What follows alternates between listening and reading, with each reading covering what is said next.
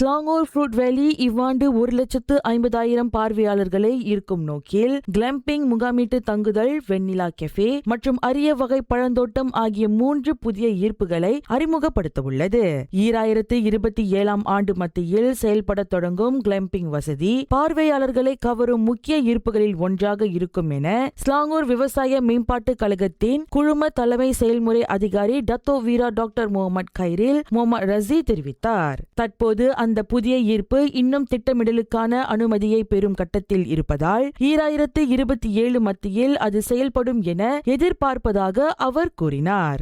இந்த ஃப்ரூட் வேலியின் மற்றுமோர் புதிய ஈர்ப்பாக விளங்கவிருக்கும் வெண்ணிலா கெஃபே பான விடுதி அக்டோபரில் திறக்கப்பட உள்ளது.